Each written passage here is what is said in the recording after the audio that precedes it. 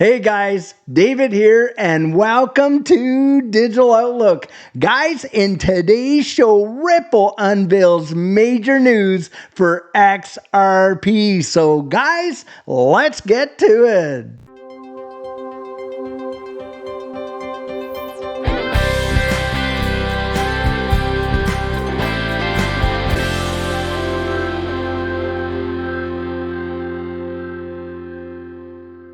So guys, if you're looking for a reliable off-ramp in this next bull run that is not going to get caught up in all of these exchanges going down because the servers can't handle the volume, then guys, Judy and we use Caleb and Brown. Now guys, this is Caleb and Brown right here. Now the thing with Caleb and Brown is they are a digital asset broker, just like your traditional broker. The only difference is you don't pay 1 penny to open up an account with Caleb Brown. In fact, there are no fees to talk to your broker as many times as you need.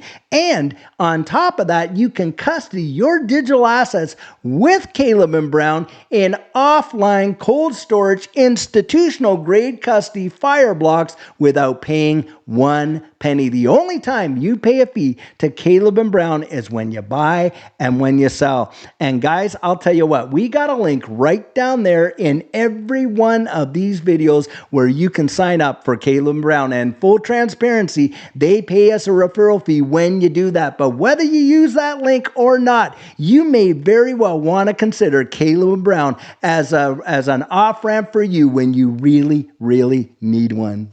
So guys, despite all the FUD that XRP gets, it seems like every single week, if not every day, there is something new being developed for the XRP ledger and of course XRP. Well guys, just check this article out right here. RippleX unveils major news for XRP ledger participants. RippleX makes groundbreaking announcement for blockchain community in Japan and Korea. Now, guys, every single bull run that we have experienced, the massive major volume for XRP has come out of Korea, out of that East Asia area there. Guys, when we had a big bull run in 2017, think of this, XRP was only listed on one US exchange. It was Poloniex. Most of that volume came from South Korea. Last go around where XRP was only listed on Uphold in the US, again, most of that volume came out of Korea. This is a major hub for XRP and the XRP ledger. Now just listen to this. RippleX has made groundbreaking announcement that is set to energize the blockchain community in Japan and Korea.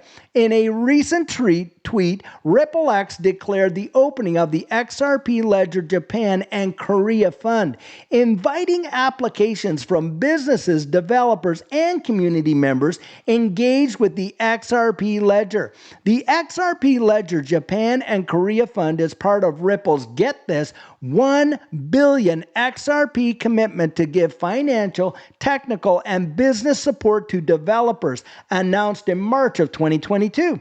This initiative demonstrates a major commitment to promoting innovation and growth in the XRP Ledger ecosystem. And here's the tweet right here, July 2nd. Attention!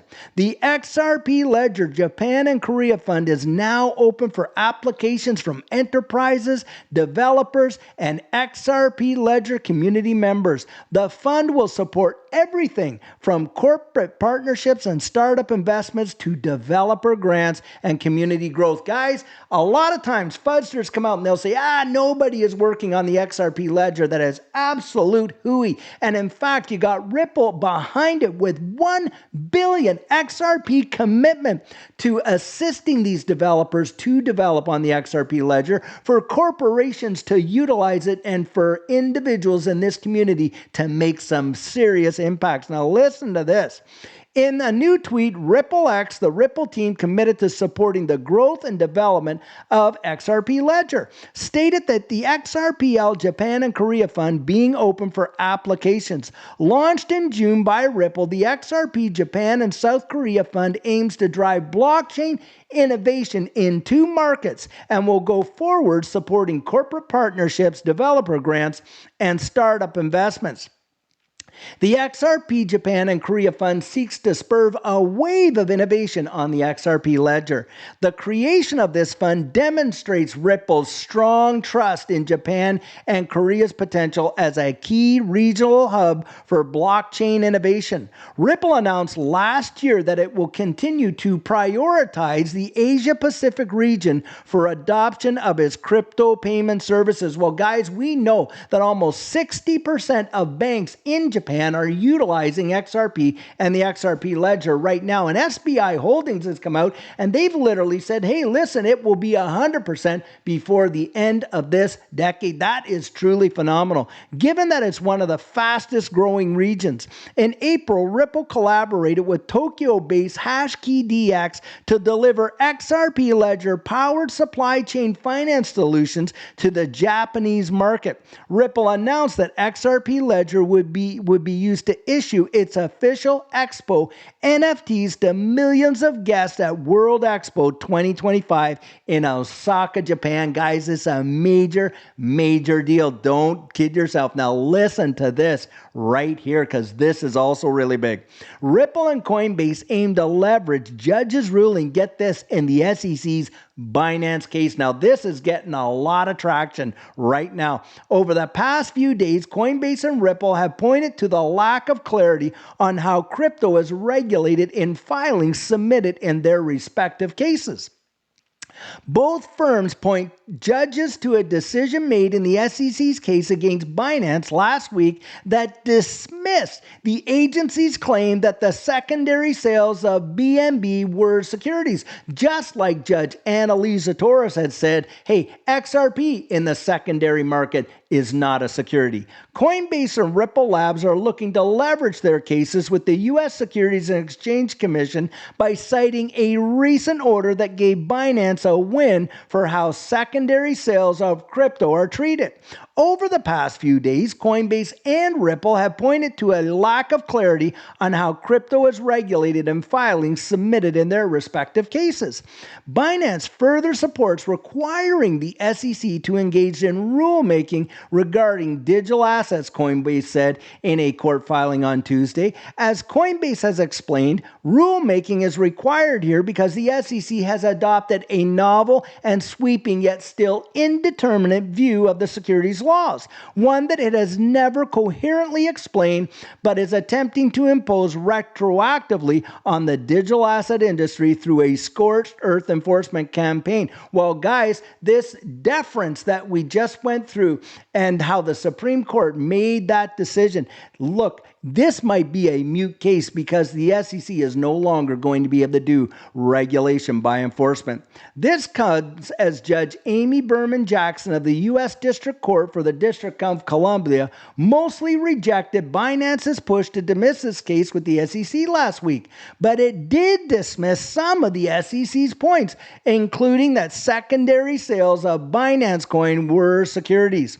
Despite Judge Jackson's ruling to move forward with almost all of the SEC's claims, legal experts in the crypto industry celebrate the dismissal of the secondary sales charge and said that the court order gave the overall impression that rulings on crypto should be taken on a case-by-case basis.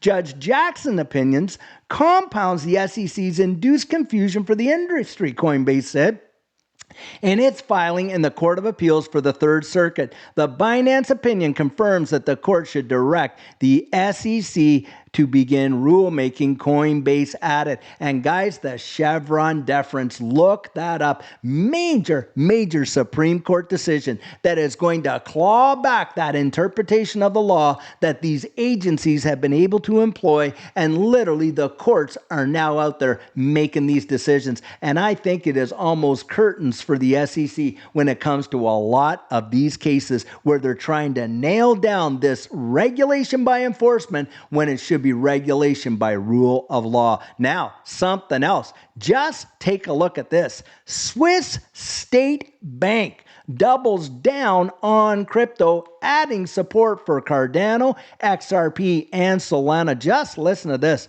The landscape of cryptocurrency adoption in the Swiss banking is evolving rapidly, with Post Finance, a government-owned financial institution, at the forefront of this transformation. And we've recently seen these MiCA rules get implemented in Europe. Post Finance is a well-established financial institution in Switzerland, operating as a subsidiary of the Swiss Post. It provides a broad spectrum of banking services, including savings accounts, investment products, insurance, and payment solutions. Classified as a systematically important bank by the Swiss Financial Market Supervisory Authority in 2015. Post Finance plays a crucial role in the Swiss financial system. So this isn't some rinky-dink operation out there, particularly in payment transactions and deposit services. In recent years, Post Finance has expanded its offerings to include digital and cryptocurrency services. Now listen to this. In February 2024, the institution introduced a new service allowing customers to buy, sell, and get this, securely store cryptocurrencies such as Bitcoin and Ethereum. This service aims to meet the growing demand for digital assets and provides a user-friendly platform for customers to engage in the crypto market.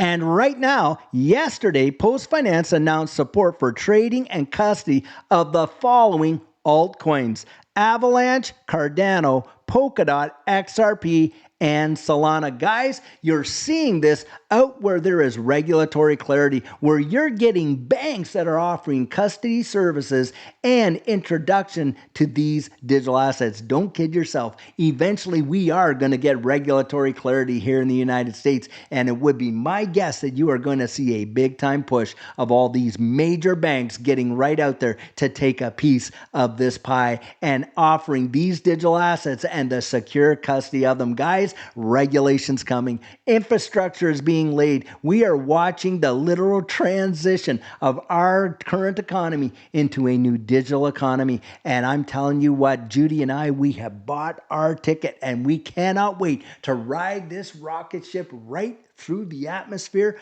all the way past the moon and straight through Jupiter. Guys, a great day is on its way.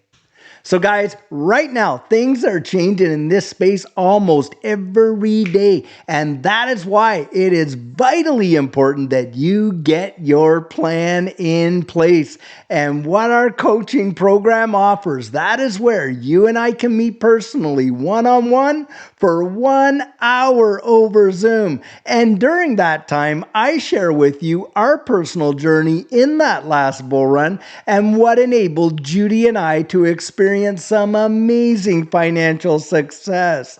I share with you the mistakes we made so that you don't have to fall into the same pitfalls we did. We take a look at your portfolio and make sure that it's balanced toward your goals, and we work together to develop your exit strategy. We can even get your assets off an exchange and onto a hardware wallet, along with delivering to you some amazing techniques that are really going to help you in this space. Now, the cost of that is $250, and if that's something that interests you, you write me right there at coaching@thedigitaloutlook.com and we'll get y'all booked in. So guys, I truly hope that you enjoyed today's video, and as always, it's not financial advice, it's just my 2 cents. Hit the like and subscribe and drop your comments right down there in the comment section, and I'll catch you in the next one.